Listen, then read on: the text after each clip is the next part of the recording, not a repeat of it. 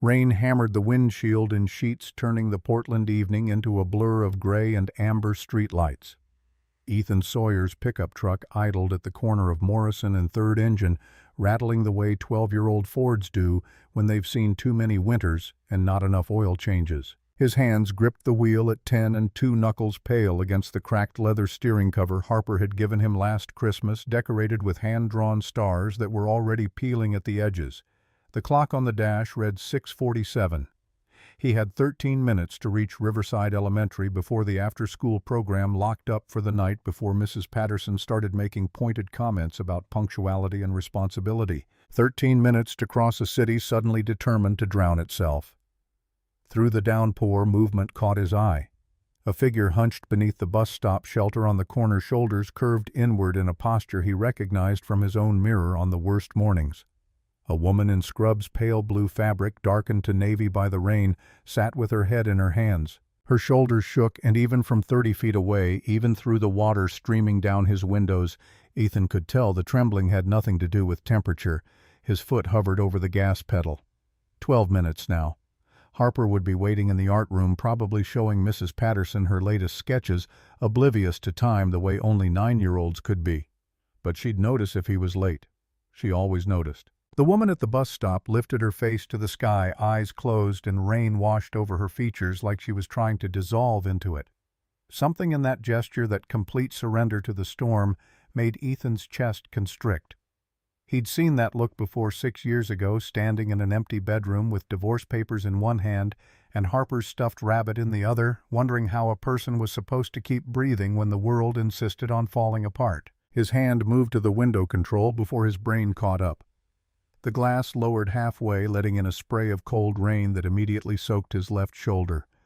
"Need a ride?" The words came out rougher than he'd intended, scraped raw by disuse. He couldn't remember the last time he'd spoken to a stranger, first offered help to someone who wasn't Harper, or one of the neighbors whose furniture he fixed in the basement workshop at 2 in the morning when sleep refused to come. The woman's head snapped toward him, eyes red-rimmed and wide with something that looked like shock. For a moment he thought she'd refuse, thought she'd wave him off the way people did when you offered them the last seat on the bus or held a door too long. But then her gaze met his, and in that fraction of a second, Ethan saw exhaustion that ran deeper than any shift work could explain, bone-tired weariness that came from carrying weight invisible to everyone else. She stood, moved toward the truck with careful steps, like someone who'd forgotten how to accept kindness and was trying to remember the mechanics of it. The passenger door opened with its familiar screech of protest, and she slid into the seat, bringing with her the smell of rain and industrial soap and something floral he couldn't name. "Thank you." Her voice barely rose above the drum of water on metal. "Bus stopped running 20 minutes ago." "I didn't—" She stopped, swallowed whatever explanation had been forming. "Thank you." Ethan pulled back into traffic windshield wipers, struggling to keep pace with the deluge. The heater groaned to life, pushing lukewarm air through vents that whistled with age. The radio played something acoustic some local station Harper had programmed into the presets, and for 30 seconds they sat in silence, broken only by the mechanical rhythm of the wipers. His phone lit up on the dashboard, Mount Harper's name flashing across the screen. He jabbed the answer button, switching to speaker. "Hey, Pumpkin." "Dad, I need help." Harper's voice filled the cab, bright and urgent, in the way that meant homework crisis rather than actual emergency. "Mrs. Patterson says if I don't finish my science worksheet, I can't go to movie night Friday, and I'm stuck on number 7. It's about the water cycle, and I don't get it. Like, if water evaporates, where does it go? Does it just disappear? Because that doesn't make sense. And the book says it goes to clouds, but how?" "Hold on. Let me—" The woman beside him leaned forward slightly, eyes fixed on the phone with an expression Ethan couldn't read. Then she spoke, voice gentle but clear, cutting through Harper's rambling with practiced ease. "Imagine the sun giving water molecules little wings so they can fly up into the sky. They float around up there, getting colder and colder until their wings get too heavy with ice and they fall back down as rain." Silence on the line for 3 seconds. Then Harper's delighted laugh, the sound that still made Ethan's entire world feel momentarily right. "Oh, I get it now. The wings are like energy, and the ice is like when energy goes away. Thank you, mystery lady Dad. Who's that? Just someone who needed. Tell her thank you. I gotta go write this down before I forget. Love you, bye. The line went dead before Ethan could respond. He glanced at the woman, found her staring at her hands in her lap, fingers laced together so tightly the knuckles had gone white. Sorry about that. She gets excited about homework when she actually understands it. She sounds wonderful. The words came out barely above a whisper, and when the woman looked up, Ethan caught something raw in her expression, some mixture of longing and loss that made him grip the steering wheel harder. You're lucky. They drove through downtown in silence after that, past the Saturday market stalls being broken down in the rain, past the food carts closing early, past the evening crowd huddled under awnings and bus shelters. The woman gave terse directions leading them east toward the industrial district where rent was cheap and buildings wore their age like scars. When they pulled up to a narrow apartment complex wedged between a laundromat and an auto shop, Ethan killed the engine. The woman reached for her purse, a canvas bag that had seen better decades, and began rummaging through it with increasing desperation. There was. Her hands stilled. I don't have any cash. I thought I did, but I must have. She stopped again, jaw clenching against whatever explanation wanted to escape. I'm sorry. I don't have anything to. Pay it forward someday. The phrase came automatically, something his father used to say back when there'd been enough money for both rent and kindness. When you're back on your feet, help somebody else. She stared at him like he'd spoken a foreign language, like the concept of help without transaction didn't compute. Then something in her face crumpled just for a moment, before she rebuilt whatever walls kept her standing. Thank you. For the ride. For. She climbed out into the rain without finishing, closed the door with a gentle click that somehow felt more final than a slam. Ethan watched her walk to the building entrance, watched her struggle with keys that didn't want to cooperate, watched her disappear into a dimly lit hallway. Then he sat there for another minute, engine-cooling rain drumming on the roof, trying to figure out why his chest ached like he'd lost something he'd never actually had. The digital clock mocked him with red numbers. 7:13. He was late. Harper forgave him instantly the way she always did, arms wrapping around his waist the moment he walked into the art room. Mrs. Patterson offered pointed comments about traffic and planning ahead, but Harper chattered over all of it, explaining her worksheet triumph and demanding to know who the mystery lady was and could they have dinosaur chicken nuggets for dinner because she'd been thinking about velociraptors all afternoon. That night, after Harper was asleep and the apartment was quiet, except for the rain still falling outside, Ethan sat at his workbench in the basement workshop. Sawdust coated every surface, gathered in corners, turned his clothes permanently beige, no matter how many times he washed them. The space smelled like pine and possibility, two things that had kept him afloat when everything else went under. Custom orders lined the wall, numbered and tagged with delivery dates. A dining table for the Hendersons' cherry wood with brass inlays. Bookshelves for the community library, oak with adjustable shelves. A toy chest for someone's grandson, pine with hand-carved animals marching around the sides. Each piece represented evenings of work. Mornings started before dawn. Lunch breaks skipped so Harper could have new art supplies or the field trip money or the winter coat that actually fit. His ledger sat open on the corner of the bench, numbers in neat columns that told their own story. Electric bill highlighted in yellow. Harper's art class underlined twice. Medical savings circled in red, the account he added to every week like it was a prayer against catastrophe. Insurance payment due next Friday. Rent 2 weeks after that. The math always worked if he didn't eat lunch Monday, Wednesday, and Friday. If he said no to the poker game Terry invited him to every month. If he pretended he didn't notice the way other men his age filled their weekends with things that didn't involve coloring books and Disney movies. He pulled up the farmer's market vendor application on his phone, scrolled through the requirements he'd already memorized. $20 for a weekend spot. $50 if he wanted both Saturday and Sunday. The money would come from somewhere. It always did. His hands found a piece of maple he'd been saving, wood with grain that swirled like water. Without quite deciding to, he began marking measurements, rough outlines for a cutting board, something smaller than his usual work. His mind drifted to the woman in the truck, to the way she'd explained evaporation to Harper with such easy authority, to the exhaustion carved into her features like something permanent. The board took shape under his hands, muscle memory guiding tools through wood. He worked until his shoulders ached and his eyes burned, until the clock above the bench showed 2:30 and common sense finally broke through the focused haze. Tomorrow was Saturday. Harper would want pancakes. The market started at 9. Sleep came in fragments, interrupted by rain against the windows, and dreams he couldn't quite remember upon waking.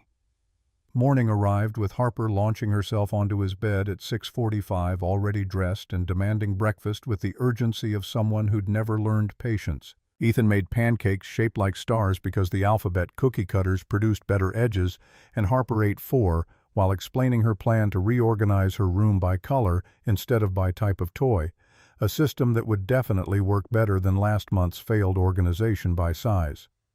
The farmers' market sprawled across 3 blocks of closed streets, vendors setting up tables and tents in the pale morning light. Ethan's spot was in the second row, between a woman who sold handmade soaps and a couple who grew organic vegetables with religious fervor.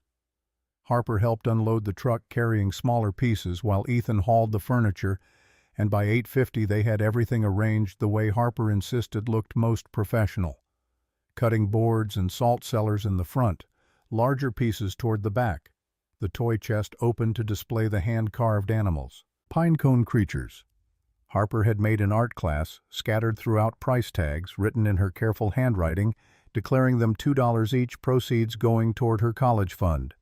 The crowd built slowly, early browsers who came for coffee and stayed to admire craftsmanship they'd never buy. Ethan answered questions about wood types and finish techniques, demonstrated joinery on a sample piece, explained his commission process to a woman considering custom cabinets. Harper chattered with customers about her pinecone families, inventing elaborate backstories for each creature, until people bought them just to see her smile. At 10:30, Ethan spotted movement near the vegetable stand across the aisle. The woman from the rain, wearing jeans and a faded sweater instead of scrubs, examining tomatoes with the kind of focus people reserved for expensive purchases. Her hair was pulled back, revealing features softer than the previous evening's harsh lighting had suggested, and she moved through the market with the careful precision of someone rationing both money and energy. Harper noticed before Ethan could decide whether to acknowledge the coincidence. "Mystery lady." She waved with both arms, bouncing on her toes, until the woman looked up, confusion giving way to recognition, giving way to something that might have been pleasure. She approached their table slowly, like she wasn't sure whether the invitation was genuine. "Harper." The name came out as a question, but warm, genuinely interested in the answer. "Yeah. And this is my dad, Ethan. We make everything ourselves. Well, Dad makes the big stuff, and I make the pinecone families. And sometimes I help sand things, but mostly I'm quality control, which means I make sure nothing has splinters, because splinters are the worst." The woman's smile reached her eyes this time, transforming her face into something younger, less haunted.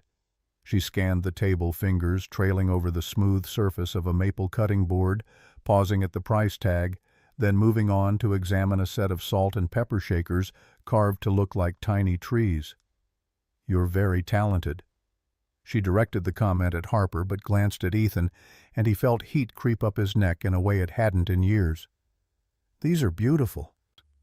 Dad says every piece of wood tells a story, and we just help it remember what it wanted to be. I think my pinecone people want to be astronauts, but Dad says that's not how wood works." The woman laughed, a sound that seemed to surprise her as much as it surprised Ethan. She picked up one of Harper's creations, a pine cone with googly eyes and pipe cleaner arms. "This one definitely wants to be an astronaut. You can tell by the determined expression."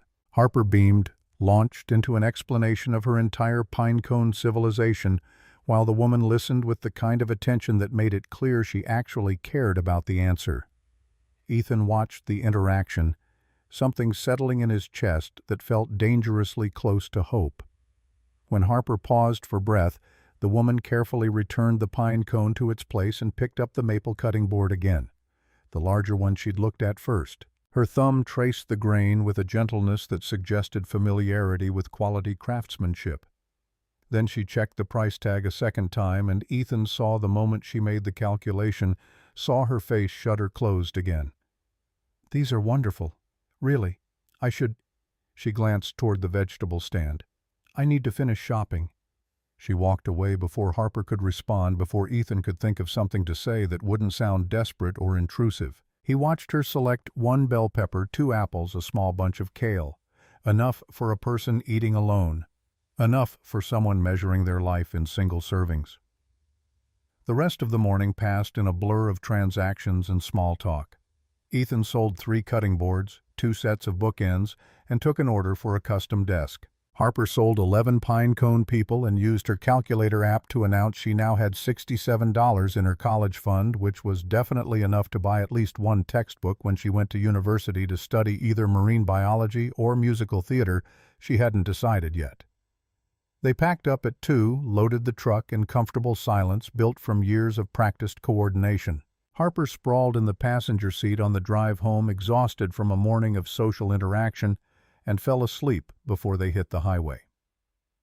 That evening, after Harper was bathed and fed and settled at the kitchen table with her weekend homework, Ethan found himself in the workshop again.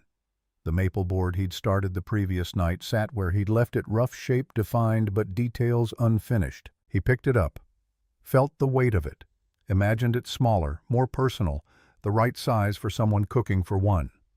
His hands moved before his mind fully engaged, shaping and smoothing, creating something he had no practical reason to make.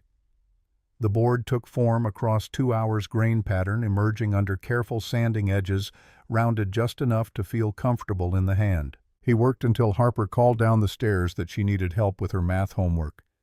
Something about fractions that apparently made no sense at all. Sunday morning brought rain again, softer this time, the kind that misted more than poured. Ethan and Harper drove to the community garden on the east side, a converted lot where the city rented plots for $20 a season to anyone willing to put in the work. Their section was modest 12 by 8 feet of raised beds where they grew tomatoes and beans and lettuce vegetables that supplemented their grocery budget and gave Harper something to nurture beyond her pinecone people. The garden was mostly empty, serious gardeners scared off by the weather, but a few dedicated souls worked their plots in rain jackets and rubber boots. Mrs. Whitaker from the 3rd floor was tending her roses, and the Martinez family worked together on their sprawling pumpkin patch. And in the far corner in the plot that had been abandoned for 3 seasons, someone in a blue rain slicker knelt in the mud, planting something in rows so straight they could have been drawn with a ruler. Harper noticed. Always noticed first. "Dad, someone's using the empty corner. Maybe they'll grow something we can trade for Mrs. Whitaker trades her roses for our tomatoes sometimes, and Mom—" She stopped the way she always did when Margot's name slipped out accidentally. "Can we go say hi?" They walked over, boots squelching in the saturated earth. The person in the rain slicker looked up at their approach, and Ethan felt the recognition hit like a physical thing when he saw her face. The woman from the rain, from the market, now kneeling in mud with a flat of seedlings beside her and dirt under her fingernails. "Mystery lady, you're everywhere." Harper's delight was unfiltered, genuine in the way only children managed. "Are you following us? Because that's okay if you are. Dad says the garden is for everybody, and you picked the best corner because it gets sun all afternoon except when it's raining like now, but usually it's sunny." The woman sat back on her heels, wiping her hands on her jeans in a gesture that accomplished nothing except spreading the mud around. Her hair was plastered to her head, rain dripping from her nose, and she looked simultaneously miserable and determined. "I'm not following you, I just—" She gestured at the neat rows of struggling seedlings. "The landlord said there was a community garden. I thought maybe—" She stopped, seemed to reconsider whatever she'd been about to say. "I thought growing something might be nice." Harper crouched down to examine the plants, poking gently at leaves already yellowing at the edges. "These are drowning. See how the dirt's all soupy? Plants are like people, Dad says. They need room to breathe. If you squeeze them too much or water them too much, they get sad and die. You gotta let them have space." The woman stared at Harper, then at the waterlogged seedlings, then back at Harper. A laugh escaped her, short and sharp-edged with something that might have been hysteria or might have been genuine amusement. "I killed them already." "Not yet, but soon probably. Unless we help, Dad, we can help, right?" Ethan looked at the woman, at the careful rows that demonstrated effort without knowledge, at the way she was trying so hard to make something grow in soil that would drown anything she planted. Something in his chest pulled tight. "We can help." They spent the next hour teaching her the fundamentals of drainage and spacing. Harper explaining with the authority of someone who'd been gardening since she could walk, Ethan making adjustments and offering suggestions in the spaces between Harper's enthusiastic lectures. The woman listened with the intensity of someone taking mental notes, asked questions that demonstrated she was actually paying attention, and slowly her garden began to look less like a future mass grave and more like something that might survive. When they finished, she stood and surveyed the replanted beds with an expression Ethan couldn't quite interpret. "Thank you. I would have killed all of them by Wednesday. You should come on Sundays. We're always here unless it's totally pouring. Harper likes having someone new to talk to, and the garden's better when people share knowledge." The invitation came out before Ethan fully processed what he was offering. The woman looked at him, really looked, and he had the uncomfortable sensation of being evaluated against criteria he didn't understand. "I'm Nora Quinn. Ethan Sawyer, and this is Harper. I know we met like 3 times now. You're basically friends with us. Do you like sandwiches? Because we always bring sandwiches on Sunday and we make too many, and Dad says wasting food is bad for the planet and also expensive." Nora's smile came slower this time but went deeper, reaching places that looked like they'd forgotten how to hold happiness. "I like sandwiches." They ate on the weathered bench near the tool shed, Harper wedged between the adults and narrating a story about her week at school that involved a substitute teacher, a misunderstanding about hamsters, and a fire drill that nobody had warned her about. Nora listened like Harper was the most interesting person in Portland, asked follow-up questions that made Harper elaborate even further, and Ethan found himself relaxing in a way he hadn't around strangers in years. When Harper ran off to examine the Martinez pumpkins, Nora spoke quietly. "She's remarkable. You've done an amazing job with her." The words hit differently than compliments usually did, landed in a place Ethan had trained himself to keep locked.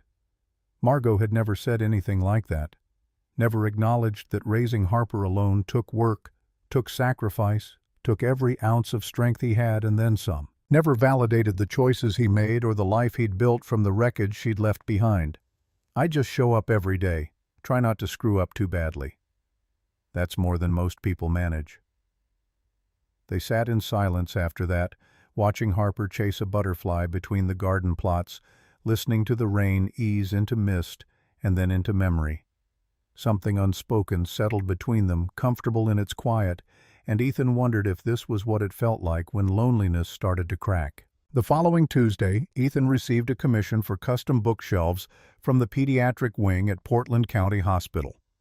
The contact email came from someone in the hospital foundation explaining they wanted sturdy but beautiful furniture for their new reading corner, something that could withstand daily use by dozens of children while still feeling special. The budget was modest but fair, and the timeline gave him 3 weeks to complete the work. He took Harper with him to the hospital for the initial consultation, partly because she had opinions about what made good bookshelves, and partly because after-school care was expensive on Tuesdays. They met with the foundation representative in the lobby, discussed wood options and finish requirements and delivery logistics, and then wandered up to the pediatric floor to see the space. That's when Ethan saw her. Nora walking out of a patient room in navy blue scrubs name badge clipped to her pocket stethoscope around her neck. She was talking to another nurse, gesturing as she explained something with the kind of focused intensity that suggested whatever they were discussing mattered. Harper spotted her immediately. "Nora, you work here." Nora turned surprise, giving way to warmth when she saw Harper. She excused herself from her colleague and walked over, and Ethan noticed the way other staff deferred to her slightly as she passed the way. A doctor emerging from a nearby room nodded in greeting like they were equals. "I do work here. What are you doing here? Everything okay?" "Dad's building bookshelves for the kids. We're here to measure and plan. And Dad says I'm the expert on what kids like in furniture, even though I'm only 9, but he says 9-year-olds know more about being 9 than adults do, so my opinion counts. Nora's eyes met Ethan's over Harper's head, and something passed between them. Some shared amusement at Harper's enthusiasm mixed with something deeper, something that felt like recognition. Your dad's right. 9-year-olds definitely know best. Can I see the space? She walked with them to the new reading corner, pointed out electrical outlets that would need to be accessible, and wall anchoring requirements for safety, offered suggestions about rounded corners and non-toxic finishes that demonstrated knowledge beyond what a regular nurse would typically have. Ethan found himself asking her opinion on height and depth, found himself valuing her input in a way that surprised him. When they finished measuring, Harper announced she needed to use the bathroom, and Nora directed her to the family restroom down the hall. Alone for the first time since the truck ride, Ethan and Nora stood in awkward silence that stretched just past comfortable. Thank you for your help. With the specifications. I spend a lot of time thinking about pediatric safety. Comes with the territory. You're a nurse practitioner. It wasn't a question. He'd seen her name badge, seen the NP designation after her name. I am. The medical knowledge, the way you explained things to Harper. It makes sense now. Nora's expression shuddered slightly, walls going up behind her eyes. I should get back to rounds. Good luck with the bookshelves.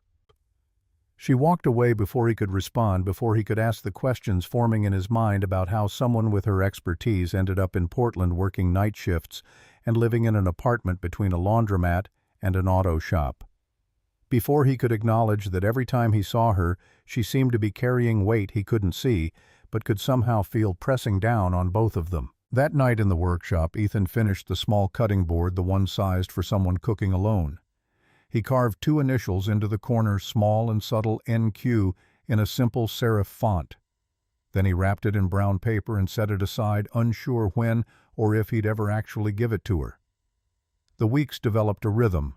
Sundays at the garden, where Nora showed up faithfully and learned to coax life from soil that had defeated better gardeners. Harper appointed herself head instructor, explaining concepts with the confidence of someone who'd never doubted her own expertise, and Nora accepted correction with grace that suggested she was used to learning from unexpected sources. They brought sandwiches to share, sitting on the bench, while Harper chattered about school and friends and the injustice of homework on weekends. Nora listened more than she talked, offered small pieces of herself in careful portions. She'd moved to Portland 6 months ago. She'd lived in Boston before. She liked her work but found it exhausting. She'd never learned to garden until now. What she didn't say filled the spaces between words, and Ethan found himself cataloging the absences. No mention of family, no references to friends or social life. No explanation for why someone with her education and skills seemed to be starting over in a city where she knew nobody. 3 weeks into their Sunday routine, Harper announced she needed help with her science fair project. It's about medicine and hospitals and keeping people safe, but I'm stuck on all the medical stuff, and Mrs. Patterson says I need to understand the science, not just color pictures of doctors. Can you help, Nora? Please, because you're a nurse and you know all about keeping people safe, and Dad's really good at building things, but science is different from wood. Nora hesitated, glanced at Ethan like she was seeking permission. He nodded, and something in her shoulders relaxed. I can help. When's it due? 3 weeks, but I want to start now because Dad says preparation is the difference between success and panic. They arranged for Nora to come to dinner the following Friday to review Harper's project requirements and develop a plan of attack. Ethan spent the week cleaning the apartment with intensity he usually reserved for furniture finishing, changing sheets that didn't need changing, and scrubbing floors that were already clean. Harper helped by reorganizing her room using a new system she'd invented overnight, one that created more chaos than order, but which she defended with passionate conviction. Friday arrived cold and clear spring, fighting with winter for control of the evening. Nora knocked at exactly 6, carrying a canvas bag that proved to contain ingredients for what she described as her grandmother's apple crumble, a recipe she hadn't made in months, but thought Harper might enjoy. They worked at the kitchen table, Harper spread out with poster board and markers, while Nora explained bacterial versus viral infections using terms a 9-year-old could understand. Ethan attempted to make lasagna from a recipe he'd found online, and somewhere between the third layer of cheese and Nora's demonstration of how soap molecules surrounded germs, the evening shifted from awkward to comfortable. The experiment Nora designed involved glitter and soap and water, a visual representation of contamination and cleaning that made perfect sense, until Harper knocked over the mixing bowl and sent sparkly water cascading across the table and onto the floor and down the front of Nora's jeans. For one frozen second, nobody moved. Then Harper started giggling and Nora started laughing, and Ethan found himself joining in genuine laughter that started in his chest and worked its way out until his sides ached and tears streamed down his face. They cleaned up together, mopping glitter water, while Harper explained her theory that germs were probably just misunderstood and wanted friends like everyone else. Nora listened seriously, offered counter-arguments about the difference between wanting friends and causing illness, and somehow turned the cleanup into an extension of the lesson. Dinner materialized from chaos, the kitchen producing food through collaborative effort rather than Ethan's solitary struggle. They ate at the small table that barely fit three, and conversation flowed in directions Ethan hadn't anticipated. Nora told stories about her early days in nursing school, when she'd been convinced she'd never remember all the medical terminology and had created elaborate mnemonics that mostly involved vegetables. Harper shared her ambition to either become a marine biologist or a Broadway star, depending on whether dolphins or dancing felt more important by the time she turned 18. After dinner, while Harper dozed on the couch surrounded by poster board and markers, Ethan and Nora washed dishes side by side in a silence that felt companionable rather than empty. Their hands brushed when she passed him a plate, and electricity sparked up his arm in a way he'd forgotten was possible. "You've done an amazing job with her." Nora's voice was quiet, meant only for him. "Single parenting is the hardest thing in the world, and you're making it look easy." "It's not easy. He stopped, unsure how to explain the constant calculation, the daily trade-offs between what Harper needed and what he could provide.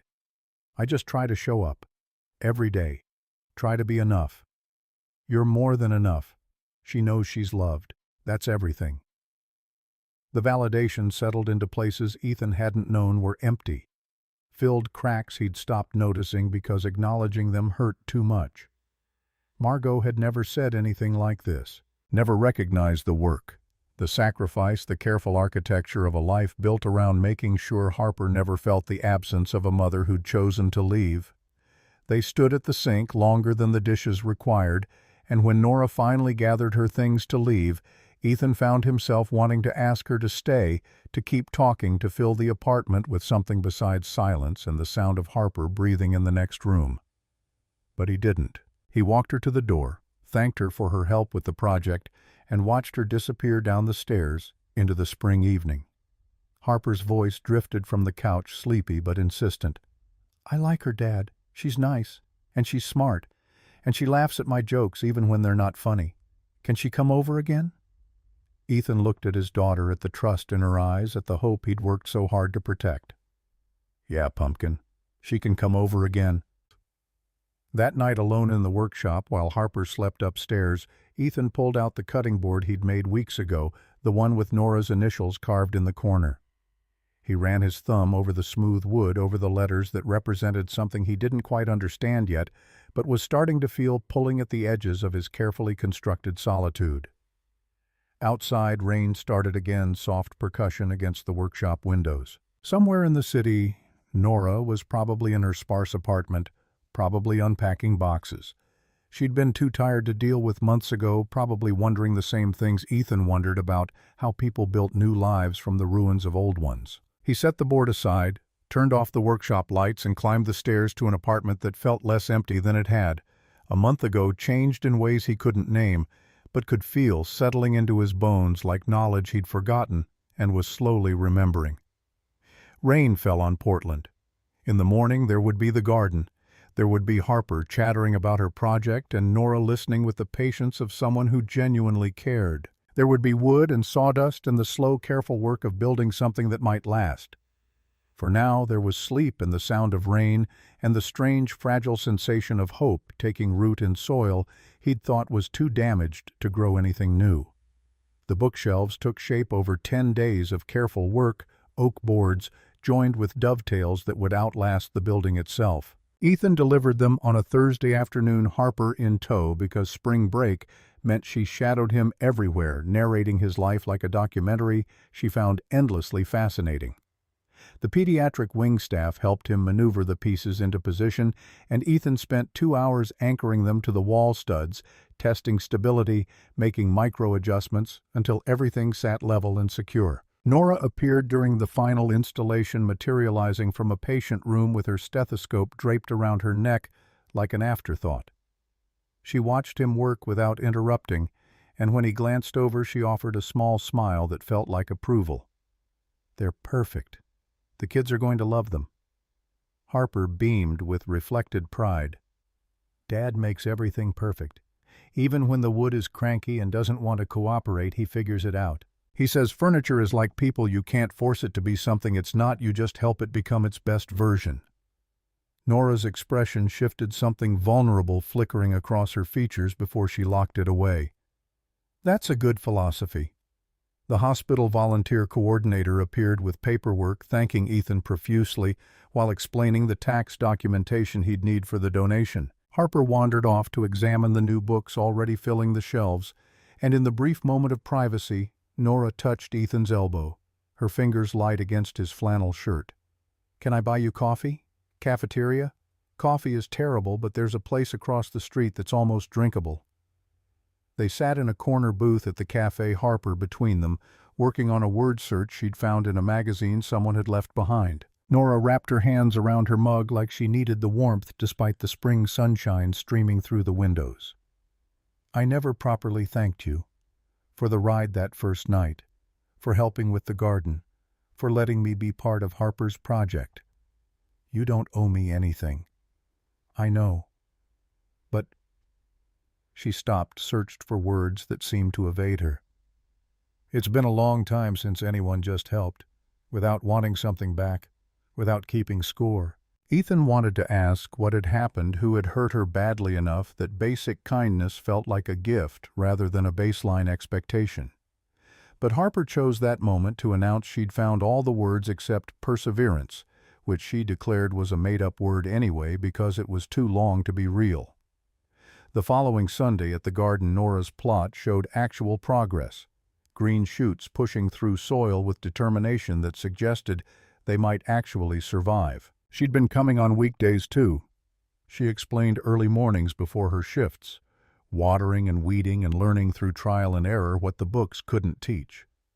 "Mrs. Whitaker says I'm a natural, but I think she's just being nice because I helped her carry her rose fertilizer last week." Harper examined the new growth with proprietary interest. "You're doing good? The tomatoes look happy. Next year you should try carrots because they're easy, and also you can eat them right from the ground, which is basically magic." They worked in companionable silence, Harper providing running commentary on every insect and cloud formation while the adults moved through familiar tasks that had become something close to routine.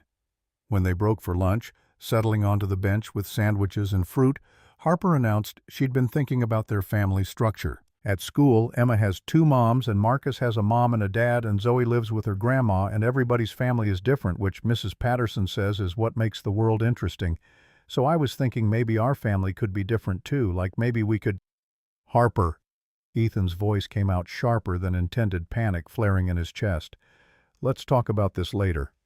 But Harper wasn't finished barreling forward with the oblivious confidence of 9-year-olds everywhere. "I'm just saying Nora's basically family already because she helps us garden and she taught me about germs and she makes you smile more than you used to, and I think maybe—" "Harper, enough." The silence that followed felt heavy, oppressive in a way garden silence never had before. Nora stood abruptly, brushing dirt from her jeans with hands that shook slightly. "I should go. I need to prep for my shift tomorrow." She left before Ethan could formulate an apology or explanation, before Harper could ask what she'd done wrong, before the afternoon could be salvaged from the wreckage of a 9-year-old's hopeful logic. That evening, after Harper was asleep, and the apartment pressed in on him with familiar loneliness, Ethan sat at the kitchen table with his phone, Nora's contact information glowing on the screen. He'd gotten her number weeks ago ostensibly for coordinating garden schedules, but they'd only exchanged practical messages about weather and watering schedules and whether the community shed had the tools she needed. His thumbs hovered over the keyboard, words forming and dissolving before he could commit them to text. Sorry Harper made you uncomfortable. Sorry we're too much. Sorry I can't figure out how to do this without making everything complicated. He set the phone down without sending anything, and the screen went dark. Monday brought rain again, spring weather cycling through moods like it couldn't decide what season it wanted to be. Ethan worked in the shop filling an order for dining chairs that required precision he couldn't quite muster. His phone sat silent on the workbench. No messages from Nora. Nothing to indicate whether Sunday's awkwardness had damaged something he hadn't realized was fragile until it cracked. Tuesday. Harper came home from school with a backpack full of artwork and an announcement that her science fair project had won third place in her grade, which meant she got a certificate, and also Mrs. Patterson said she could present it to the kindergartners next week, which was basically the same as being famous. Can we tell Nora? She helped so much and I want her to know I won. Maybe give her some space pumpkin. She's probably busy with work. But she'd want to know. She cares about my stuff. Can I text her? Not right now. Harper's face crumpled with confusion that would become hurt if Ethan couldn't redirect quickly enough. Did I do something bad? At the garden? Is that why she left? Because I didn't mean to make her leave? I was just saying what I thought, and you didn't do anything wrong.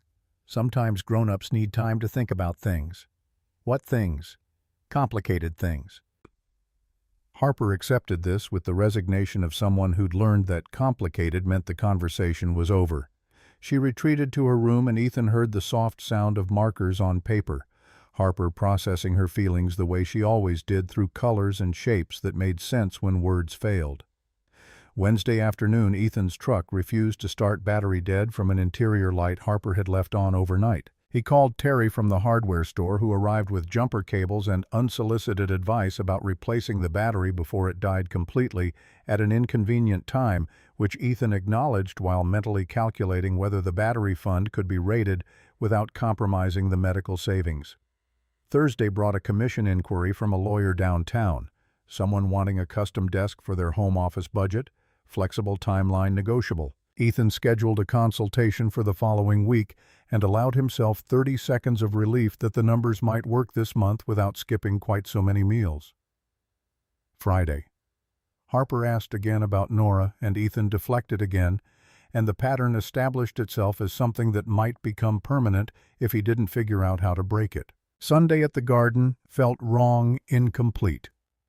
Nora's plot sitting empty while Ethan and Harper worked their own beds in silence that Harper finally interrupted with characteristic directness. Are we not friends with Nora anymore? We're still friends. Then why isn't she here? Sometimes friends need breaks from each other. That's stupid. If you're friends, you should want to be together. That's basically the whole point of friends. Ethan had no response that wouldn't require explaining adult complications to someone who still believed friendship was a binary state on or off with no gray area in between. They finished their work and drove home through streets that felt emptier than they should, and Ethan caught himself looking for navy blue scrubs at bus stops, searching for her in crowds where she had no reason to be. Monday morning. 2 weeks after the bookshelf delivery, Ethan arrived at the hospital with the small cutting board he'd finished months ago. Nora's initials still carved in the corner, wrapped in brown paper that had gotten slightly crumpled in the truck. He planned to leave it at the nurse's station with a note, something simple and non-threatening, a peace offering that didn't require conversation or explanations. The pediatric wing bustled with morning activity, nurses changing shifts, doctors making rounds, families arriving for appointments and procedures. Ethan approached the main desk board under his arm and opened his mouth to ask for Nora when he heard her name spoken behind him, sharp and angry, carrying across the waiting area with volume that made people turn. Dr. Quinn, I'm surprised you have the audacity to show your face anywhere near a reputable medical facility. Ethan turned. A man in an expensive suit stood in the hallway intersection 50s with silver hair and the kind of posture that suggested he owned whatever room he entered. His voice carried the particular venom of someone who'd been waiting to deliver a prepared speech. "Dr. Garrett Ashford, you probably don't remember me, but I certainly remember you and your sanctimonious crusade that destroyed careers and reputations." Nora stood frozen near a patient room door, face drained of color, hands clenched at her sides. The nurse's station went quiet, conversations dying as staff turned to watch. Ethan saw several people pull out phones, either to record or to summon security, he couldn't tell which. "Dr. Ashford." Nora's voice came out steady despite the tremor Ethan could see running through her shoulders. "This isn't the appropriate place for appropriate. You want to lecture me about appropriate, you who filed whistleblower complaints against protocols established by physicians with decades more experience than you, who questioned the medical judgment of an entire hospital administration because you thought you knew better." The waiting room felt suspended in amber, everyone watching, nobody intervening. Ashford took a step closer, and Ethan saw Nora straighten her spine, lift her chin, assume the same posture she'd had that first night in the rain, defeated but dignified, broken but refusing to bend. "The protocols you established were putting children at risk. The medication substitutions you approved to cut costs were causing adverse reactions.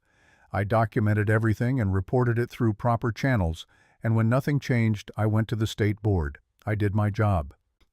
You destroyed your career, lost your position, your research grants, your reputation in Boston medical circles. And for what? A few minor complications that would have resolved themselves. You threw away everything you'd built because you wanted to play hero." Whispers rippled through the crowd, fragments of information assembling themselves into a story Ethan didn't want to believe. Prestigious hospital, whistleblower, career destroyed, the pieces clicking into place with sickening clarity. Minor complications? Nora's composure cracked slightly, anger bleeding through. 3 children developed antibiotic-resistant infections because you switched to cheaper medications without proper testing. 2 required extended hospitalization. 1 nearly died. That's not minor, that's negligence. That's medicine. Complications happen. You couldn't accept that some cases don't have perfect outcomes. So you blamed the institution instead of accepting that healthcare is messy and complex, and sometimes people get sick despite our best efforts. Ethan stood rooted the cutting board, feeling absurdly small and meaningless in his hands. Around him hospital staff whispered, and he caught fragments that filled in what Nora and Ashford weren't saying. Boston Children's Hospital. Major whistleblower case 2 years ago. Doctor. Quinn lost her attending physician position. Blacklisted from academic medicine. Settlement and formal apology just came through last month. Ashford's voice dropped, became almost conversational, which somehow made it worse. "I heard you're working as a nurse practitioner now. Stepped down from pediatric attending, but I suppose beggars can't be choosers. Tell me, doctor." Quinn was destroying Boston Children's Hospital's reputation worth this. He gestured around the pediatric wing, the implication clear. This was a descent, a punishment, a fall from grace. "I stopped children from being harmed. If that cost me my career, then my career wasn't worth keeping." Something in Ethan's chest cracked, watching Nora stand there, watching her defend herself to a man who clearly didn't care about truth, only about punishment. But alongside the sympathy came something else, something colder. She'd been a doctor, an attending physician at one of the country's best hospitals. She'd had the kind of career people built entire lives around, and she'd lost it all, and she'd never mentioned any of it. How many other things hadn't she mentioned? What else had she carefully edited from the story she'd let him believe? Security arrived, then 2 officers who escorted Ashford away while he delivered parting shots about karma and consequences. The crowd dispersed slowly, conversations resuming in hushed tones that would become gossip by lunch. Nora stood alone in the hallway, shoulders curled inward now that the threat had passed, and when her eyes found Ethan's across the waiting room, he saw the exact moment she registered his presence, saw her face fall with the understanding that he'd witnessed everything. She walked toward him, each step looking like it took effort she barely had. "Ethan, I didn't know you were..." I can explain. You were a doctor. The words came out flat statement rather than question. An attending physician. Yes, I was. At Boston Children's Hospital. Yes. And you got fired for whistleblowing. Lost everything. The details are more complicated than, were you ever going to tell me, or were you just going to keep pretending you were some regular nurse who happened to know a lot about pediatric care? Nora flinched like he'd struck her. I wasn't pretending. I am a nurse practitioner. That's my job now. What I was before doesn't. It matters. His voice rose despite his intention to stay calm. It matters because you let me believe you were one person when you were actually someone completely different. You had this whole other life, this career, this situation, and you never said anything. I was trying to leave it behind, start over, be someone new. By lying, I never lied to you. You just left out everything important. That's not the same as honesty, Nora. That's... He stopped, tried to organize thoughts that refused to cooperate. Around them, staff pretended not to listen while obviously listening, and the audience made everything worse. Can we not do this here?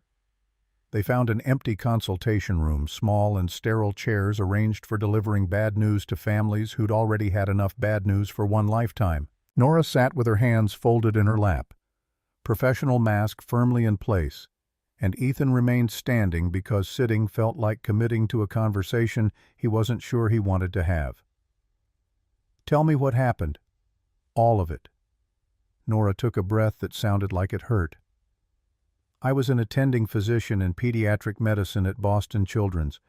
I'd been there 8 years, built a research program, published papers, had everything I'd worked for since medical school. 2 years ago, the hospital administration started implementing cost-cutting measures.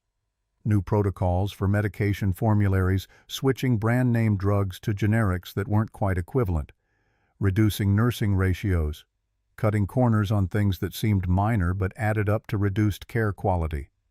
She paused, staring at her hands. I noticed patterns. Children staying sick longer, infections that shouldn't have developed, medications not working as effectively. I documented everything, presented my findings to my department chair, to hospital administration. They thanked me for my diligence and told me they'd look into it. Nothing changed, so I filed a formal complaint with the state medical board. And they fired you. The board of directors voted to terminate my contract for creating a hostile work environment and undermining institutional confidence. My research funding was pulled. My papers were quietly retracted from journals. Other hospitals wouldn't return my calls. I went from pediatric attending to unemployable in 6 months. Ethan processed this, tried to reconcile the woman who'd helped Harper with her science project with someone who'd brought down a major hospital's administration. But you were right. About the protocols. Yes. The state investigation vindicated me completely. The hospital settled, fired the administrators responsible, reinstated the proper protocols. I received a formal apology and a settlement that mostly went to legal fees. And now, here I am working as a nurse practitioner because it's the only position I could get in a city where nobody knows my name or my history, trying to figure out who I'm supposed to be now that everything I built is gone. The bitterness in her voice cut through Ethan's anger, made room for something that felt uncomfortably like understanding. He knew what it meant to rebuild from wreckage, to construct a new life from pieces that didn't quite fit together anymore. Why didn't you tell me any of this? Because every time I tell someone, they look at me differently. Either I'm the hero who stood up to corruption, which I didn't do for heroism, I did because children were being harmed. Or I'm the troublemaker who couldn't keep her mouth shut and accept how things work. Either way, I stop being just Nora and become the woman with the story. I told you about Margot, about being left, about raising Harper alone. I gave you that. And I'm grateful you trusted me with it. But there's a difference between sharing pain and dumping trauma on someone who's just trying to help you garden. Ethan wanted to argue, wanted to explain that trust required reciprocity, that relationships built on selective truth were foundations made of sand. But looking at Nora's face, at the exhaustion carved into her features, at the way she held herself together through sheer force of will, he understood that she'd been protecting herself the only way she knew how. What did Ashford mean about this being a step down? You make it sound like nurse practitioner is a demotion. I was an attending physician. I supervised residents-led research teams, made medical decisions for the sickest children in New England. Now I work night shifts and weekend coverage, and I'm grateful to have any job at all in pediatric care. So yes, it's a step down. It's also the only step available. Silence stretched between them, heavy with things neither of them knew how to say. Finally, Ethan set the cutting board on the table between them, the brown paper crinkling in the quiet room. I made this for you, weeks ago. Was going to give it to you today before... He gestured vaguely toward the hallway. But I don't know what we're doing here, Nora. I don't know if you're staying in Portland or waiting for your real life to restart. I don't know if you actually want to be part of our lives or if we're just convenient while you figure things out. And I can't. Harper can't. We can't be someone's temporary landing pad until something better comes along. Nora's face went pale. You think I'm going to leave? Everyone leaves. Margot left. My mother left when I was 12. People don't stay, Nora. They find something better and they go. I'm not them. How do I know that? How do I know you won't get an offer from some prestigious hospital and realize Portland was just a stopover? Because I don't want that life anymore. Her voice cracked, anger and pain bleeding through careful control. I don't want the politics and the publications and the constant fight to prove I'm good enough. I want to grow tomatoes that don't drown. I want to help 9-year-olds understand science. I want to drink terrible coffee with people who actually care about the answers when they ask how I'm doing. I want... She stopped, pressed her palms against her eyes. I want a life that feels like living instead of surviving. And for the first time in 2 years, I was starting to build that. With you and Harper in the garden and Sunday sandwiches. But if you can't trust that I'm here because I want to be, not because I'm waiting for something better, then maybe you're right. Maybe this won't work. Ethan's phone buzzed in his pocket, Harper's school number flashing on the screen. He answered to find the nurse explaining that Harper had fallen during recess, possible sprained wrist. Nothing serious, but he should come pick her up. He ended the call and looked at Nora, who was already standing, already reaching for the door. Go take care of your daughter. That's what matters. She left before he could formulate a response, before he could explain that fear didn't erase wanting, that protecting Harper meant being careful about who they let inside their carefully constructed world. He grabbed the cutting board and followed her into the hallway, but she'd already disappeared into the maze of hospital corridors, and he had Harper to think about, Harper who actually needed him right now. The school nurse confirmed the wrist was sprained, not broken, wrapped it in an elastic bandage and sent them home with instructions for ice and elevation. Harper milked the injury for maximum sympathy, demanding ice cream and movie privileges and permission to skip her spelling homework, because how could she possibly write with an injured wrist? Ethan granted the ice cream, negotiated the movie down to 1 episode of her current favorite show, and insisted the homework could be done left-handed with minor inconvenience. They spent the evening on the couch, Harper's wrist elevated on pillows, and she talked about her day until the pain medication made her drowsy. Dad, is Nora still mad at us? She's not mad, Pumpkin. Then why doesn't she come around anymore? Did I say something wrong at the garden? No, you didn't say anything wrong. Sometimes grown-up relationships are complicated. Everything's complicated with grown-ups. Kids just say what they mean and then everybody knows and nobody has to guess. If only it were that simple, Ethan thought, carrying Harper to bed and tucking her in with her injured wrist carefully positioned outside the blankets. If only wanting something was enough to make it work. That night in the workshop, Ethan unwrapped the cutting board, traced Nora's initials with his thumb, thought about all the things he should have said differently. Trust was supposed to be built, not demanded. Understanding required patience, not ultimatums. He'd pushed her away because she scared him, because caring about someone meant risking the devastation that came when they left, and he'd already survived that devastation once. He wasn't sure he could do it again. His phone sat on the workbench, Nora's number still in his contacts messages, still unread from weeks ago when they'd coordinated garden schedules. He pulled up her information, stared at the blank text field, tried to find words that wouldn't make everything worse.